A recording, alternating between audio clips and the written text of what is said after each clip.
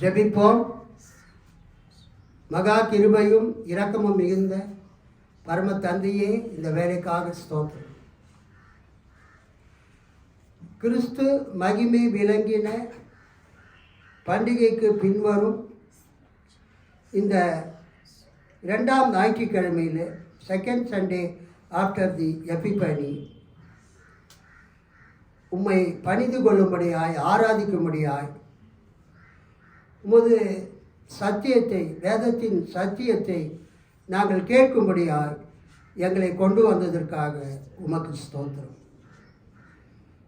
ஆண்டவரே, இந்த நாளின் திருவசனங்கள் மூலமாக எங்களோடு பேசும்.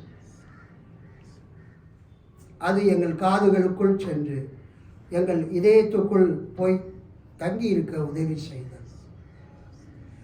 இந்த விதைக்கப்படக்கூடிய வேத வசனங்கள் 30, 60, 100 எங்களுக்கு பலன் கொடுக்க கிருபை தாரும். இந்த சபையை ஆசீர்வதி. இந்த செய்தியை இங்கு கேட்கிறவர்களையும் யூடியூப் மூலமாக, ஃபேஸ்புக் மூலமாக, வாட்ஸ்அப் மூலமாக கேட்கிறவர்களையும் ஆசீர்வதி. இயேசுவின் நாமத்தில் பிதாவே, ஆமென். அமர்வோம். கிறிஸ்து மகிமை விளங்கின பண்டிகைக்கு பின்வரும் இந்த 2ஆம் ஞாயிற்றுக்கிழமையாகிய 18/1/2026 வருஷத்தில் நமக்கு கொடுக்கப்பட்டிருக்கிற வேத பகுதி மார்க்கு 2வது அதிகாரம் 18 22 வரை. மார்க்கு 2 18 22 வரை.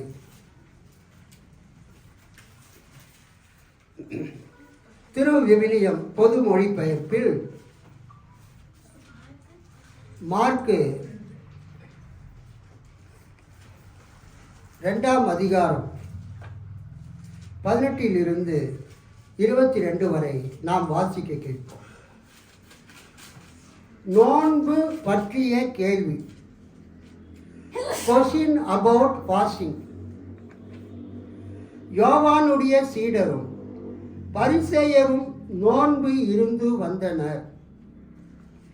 சிலர் இயேசுவிடம், யோவானுடைய சீடர்களும் பரிசேயருடைய சீடர்களும் நோன்பு இருக்க உம்முடைய சீடர்கள் ஏன் நோன்பு இருப்பது இல்லை என்று கேட்டனர். அதற்கு இயேசு அவர்களை நோக்கி, மணமகன் தங்களோடு இருக்கும் வரை மண விருந்தினர் நோன்பு இருக்க முடியுமா? மணமகன் அவர்களோடு இருக்கும் காலமெல்லாம் அவர்கள் நோன்பு இருக்க முடியாது. ஆனால் மணமகன் அவர்களை விட்டு பிரிய வேண்டிய நாள் வரும். அப்பொழுது அவர்களும் நோன்பு இருப்பார்கள். எவரும் புதிய துணியை பழைய ஆடையில் ஒட்டு போடுவது இல்லை. அவ்வாறு ஒட்டு போட்டால் அந்த புதிய துணி பழையதிலிருந்து கிழியும், கிழிசலும் பெரிதாகும். எவரும் புதிய திராட்சை ரசத்தை பழைய தோற்பைகளில் ஊற்றி வைப்பது இல்லை. ஊற்றி வைத்தால் ரசம் தோற்பைகளை வெடிக்கச் செய்யும். ரசமும் தோற்பைகளும் பாழாகும். புதிய ரசம் புது தோற்பைகளுக்கு ஏற்றது என்றார். ஆமேன். அல்லேலூயா. கர்த்தருக்கு ஸ்தோத்திரம் உண்டாகட்டும். இன்றைக்கு ஒரு நல்ல செய்தியை பிரசங்கிக்க வேண்டும் என்று நான் மிகுந்த ஆவலோடு இருக்கிறேன். கர்த்தருக்கு ஸ்தோத்திரம் உண்டாவதாக. நம்ம கொரட்டூரில் இருக்கக்கூடிய எகுமெனிக்கல் அந்த ஐக்கியத்தில் ஒரு வாட்ஸ்அப் இருக்குது. அந்த வாட்ஸ்அப்பில் ஒருத்தர் 300 வருஷத்துக்கு முன்னாடி ஒரு ஒரு ஒரு வீடியோவை பதிவு பண்ணியிருந்தார். அது சமீபத்தில் வந்த ஒரு கிறிஸ்துவ திரைப்படம். சமீபத்தில் வந்த ஒரு கிறிஸ்துவ திரைப்படம். அது ஒரு கிறிஸ்துவ திரைப்படம்.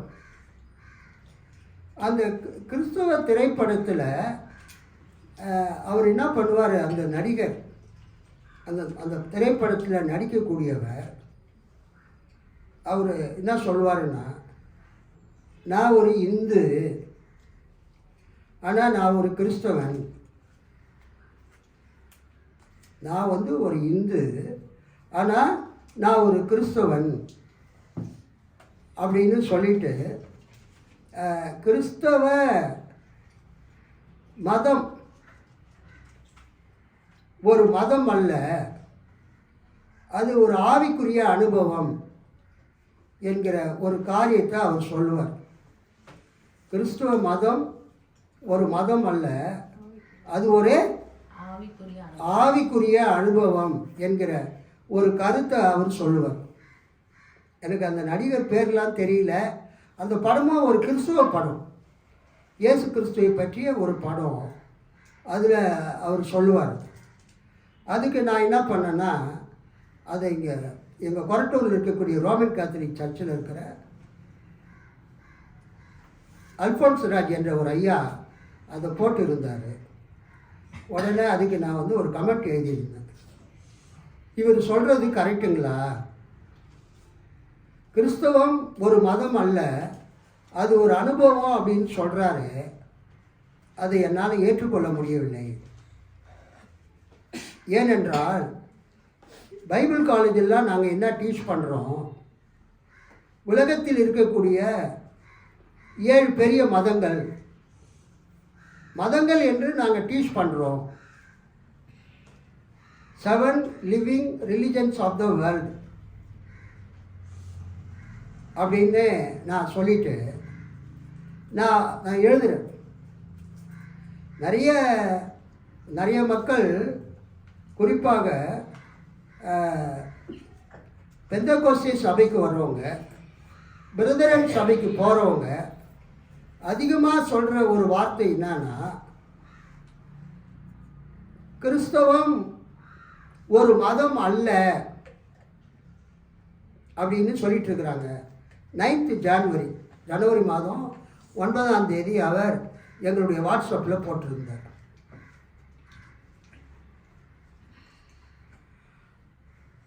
நீங்களே சொல்லுங்கள், அவர் கேட்கும் கேள்விக்கு இவர் அளிக்கும் பதில் சரியா? ஒருத்தர் வந்து அந்த நடிகர்கிட்ட கேள்வி கேட்குறார், அதற்கு அந்த நடிகர் பதில் சொல்கிறார். ஒருத்தர் என்ன கேட்குறாரு அந்த நடிகரை பார்த்து, ஐயா நீங்கள் ரோமன் கேத்தலிக் சர்ச்சா, ஆர்சியா, அல்லது நீங்கள் சர்ச் ஆஃப் சவுத் இந்தியாவா, தென்னிந்திய திருச்சபையா, சிஎஸ்ஐயா, இல்லை பெந்தேகோஸ்தேவா, நீங்கள் எந்த சபை பிரிவை சேர்ந்தவர் என்ற ஒரு கேள்வியை அவர் கேட்குறார். அதுக்கு அவர் என்ன பதில் சொல்கிறார்னா, அந்த திரைப்படத்தில் அந்த நடிகர், கிறிஸ்தவம் மதம் அல்ல, அது ஒரு அனுபவம். அந்த நடிகரும் இன்னொருத்தரும் பேசிக்கிறாங்க.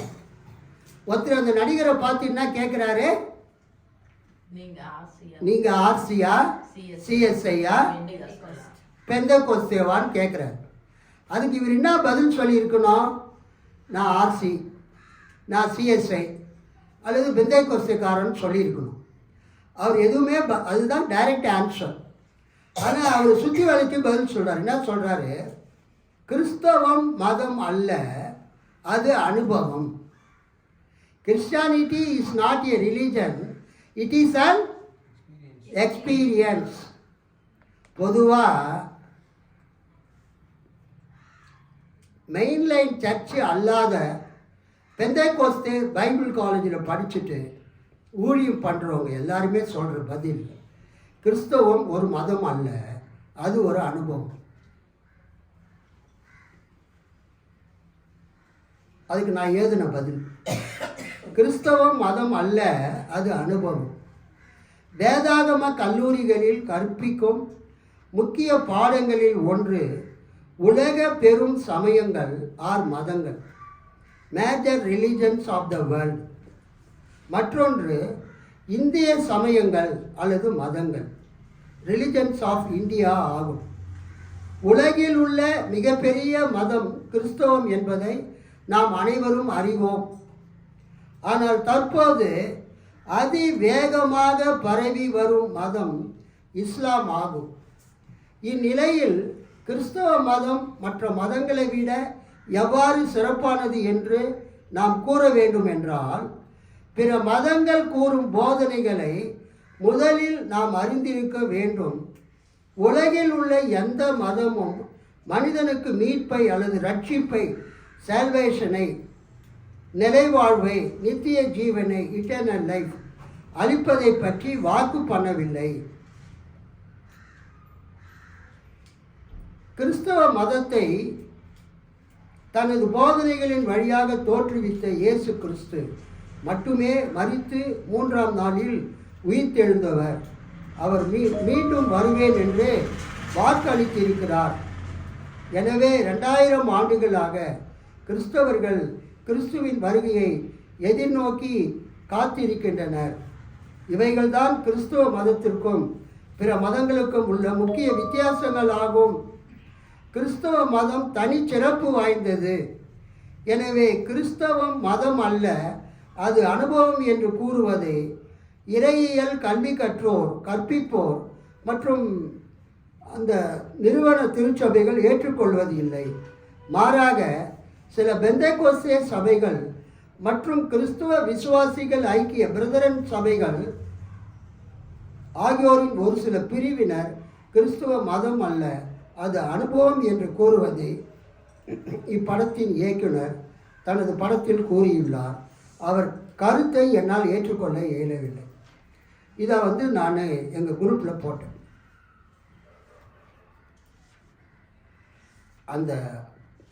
அது ஒரு கிறிஸ்துவ படம், இயேசுவை பற்றிய படம் தான். சுவிசேஷத்தை பரப்புவதற்காக அந்த நடிகர் எல்லாரிடத்திலும் இயேசுவின் போதனைகளை பற்றி பேசும்போது ஒருத்தர் கேட்குறாரு, நீங்கள் ஆர்சியா, சிஎஸ்ஐயா, பெந்தேகோஸ்தா? அல்லேலூயா. அதுக்கு அவர் கரெக்டான பதில் சொல்லலை. அவர் என்ன சொல்கிறாரு, நான் இந்து, ஆனால் நான் கிறிஸ்தவன், கிறிஸ்துவின் கொள்கையை பின்பற்றுகிறவன். கிறிஸ்தவ மதம் ஒரு மதம் அல்ல, அது ஒரு அனுபவம். இன்னைக்கு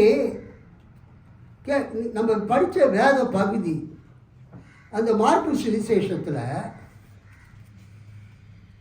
நோன்பு பற்றிய கேள்வியை யோவானுடைய சீடரும் பரிசேயரும் நோன்பு இருந்து வந்தனர். அவர்களில் சிலர் இயேசுவிடம், யோவானுடைய சீடர்களும் பரிசேயருடைய சீடர்களும் நோன்பு இருக்க உம்முடைய சீடர்கள் ஏன் நோன்பு இருப்பதில்லை, உபவாசம் இருப்பதில்லை என்று கேட்கிறார்.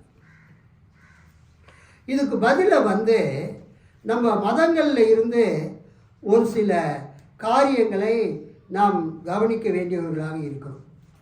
இந்த மதங்கள் இந்த இயேசு கூறக்கூடிய இந்த போதனையை பற்றி என்ன சொல்லுகிறது என்று நாம் பார்க்க வேண்டும். உலகத்தில் 7 பெரிய மதங்கள் இருக்கிறது. எத்தனை மதங்கள் இருக்குது? 7 பெரிய மதங்கள். அதில் முக்கியமான 3 மதங்கள் யூத சமயம், கிறிஸ்துவ சமயம், இஸ்லாம் சமயம். அல்லது யூத மதம், கிறிஸ்துவ மதம், இஸ்லாமிய மதம். இந்த 3 மதங்களுமே ஆபிரகாமை அடிப்படையாக கொண்டது.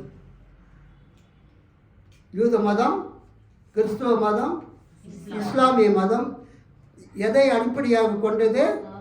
ஆபிரகாம். யூத மதத்தை பார்த்தீங்கன்னா அவங்க எங்கள் முற்பிதா ஆபிரகாம், ஈசாக்கு, யாக்கோபுன்னு சொல்லுவாங்க.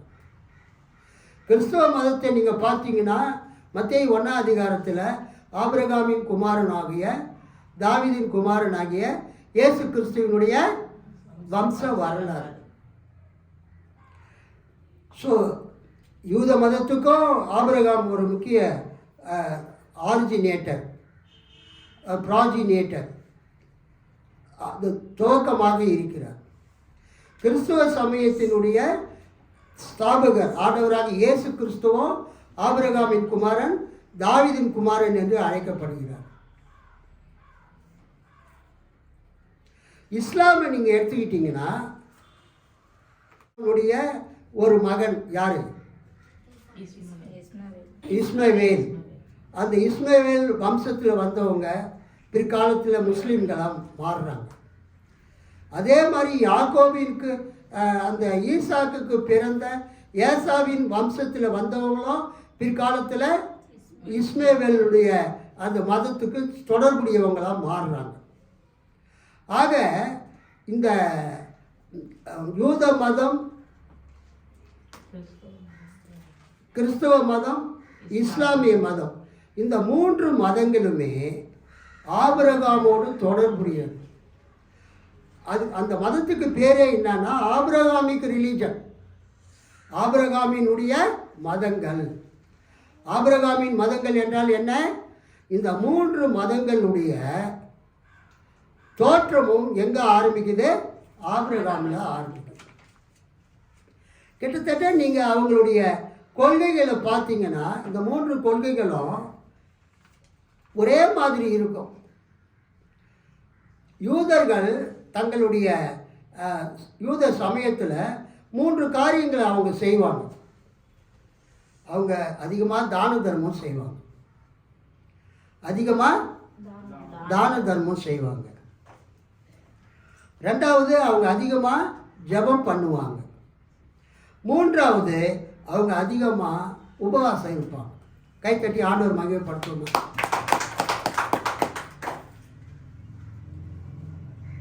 யூதர்கள் தான தர்மம் செய்வாங்க, யூதர்கள் அதிகமாக ஜெபம் பண்ணுவாங்க, யூதர்கள் அதிகமாக உபவாசம் இருப்பாங்க. இது யூதர்களுடைய மதத்தில் அவங்க செய்யக்கூடிய காரியங்கள். Ceremonies of the Jewish people, யூத மக்களுடைய அந்த செய்கைகள், அவங்க மதத்தில் கடைபிடிக்கக்கூடிய முக்கியமான காரியங்கள். அவங்க தான தர்மம் செய்வாங்க, அவங்க அதிகமாக ஜெபம் பண்ணுவாங்க, அதிகமாக அவங்க உபவாசம் இருப்பாங்க. இஸ்லாம் மதத்தை நீங்கள் எடுத்துக்கொண்டீங்கன்னா இஸ்லாம் மதத்தில் 5 pillars ஆஃப் இஸ்லாம்னு இருக்குது. இஸ்லாம் மதத்தில் என்ன இருக்கு? 5 pillars ஆஃப் இஸ்லாம். இஸ்லாம் மதத்தினுடைய 5 தூண்கள். இஸ்லாம் மதத்தில் இந்த 5 காரியத்தை அவங்க கண்டிப்பாக செய்வாங்க. ஒன்று ஷகாடா, declaration of faith. According to the formula there is no god but God. Muhammad is the messenger of God. இஸ்லாம் மதத்தில் 5 தூண்கள் இருக்கிறது. அதில் முதல் தூண் என்னன்னாக்கா, அல்லாஹ் ஒருவரை தவிர வேறு கடவுள் இல்லை. முகமது நபி அவருடைய தூதர், இறை தூதர். இஸ்லாம்லேயே ஷியான்னு ஒரு பிரிவினர் இருக்கிறாங்க, ஒரு சிறுபான்மையினர். அவங்க ஒரு வார்த்தையை சேர்த்துக்குவாங்க, Ali is the friend of God. Ali கடவுளுடைய நண்பர். இதுதான் இஸ்லாத்தினுடைய 5 தூண்களில் முதலாவது குறிப்பு. நம்ம எப்படி சர்ச்சில் கிரீட்ஸ்ன்னு சொல்கிறோமோ, அப்போஸ்தல விசுவாச பிரமாணம், நிசியா விசுவாச பிரமாணம் சொல்கிறோமோ, அது மாதிரி முஸ்லீம்கள், இஸ்லாமியர்கள் ஒரு நாளைக்கு 5 தடவை தொழுகை பண்ணுவாங்க. அந்த 5 தடவை தொழுகையில் அவங்க சொல்கிறது என்னன்னா, கடவுள் ஒருத்தர் தான் கடவுள், அது காடுன்னா அல்லாஹ், அல்லாஹ் ஒருத்தர் தான் கடவுள், முகமது நபி அவருடைய தூதர். அந்த ஷியா பிரிவினர் Ali is the friend of God, கடவுளுடைய நண்பர் என்று சொல்லுவாங்க. 2வது, இஸ்லாமியர்கள் ஒரு நாளைக்கு 5 முறை தொழுகை செய்வார்கள். அதுக்கு பேர் சலாத்துன்னு பேர். எத்தனை தடவை தொழுகை பண்ணுவாங்க? 5 தடவை. மெக்காவை நோக்கி 5 தடவை தொழுகை பண்ணுவாங்க. 3வது சக்காத். இஸ்லாமியர்களுடைய 3வது தூண் சக்காத். சக்காத்துனா ஆர்ம்ஸ் கிவிங், கம்பல்சரி சேரிட்டி. அவங்க தான தர்மம் செய்வார்கள். கட்டாயமாக அவங்க வந்து தான தர்மம் செஞ்சு ஆகணும். அவங்களுடைய வருமானத்தில் 2.5% அவங்க வந்து மினிமமாக அவங்க வந்து தான தர்மம் செஞ்சாகணும். 4வது சான், SAWM, சாம், த ஃபாஸ்ட் டியூரிங் ரமதான்.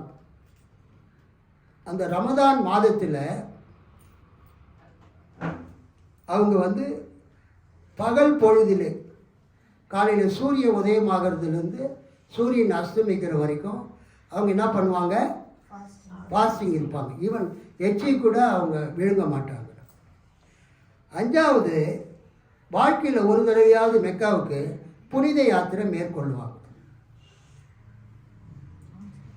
இது 5மே இஸ்லாமிய மதத்தினுடைய 5 பெரும் தூண்கள். இந்த இஸ்லாம் மதத்தினுடைய 5 பெரும் தூண்களில் மெக்காவுக்கு புனித யாத்திரை போகிறது. அதுக்கு அடுத்தது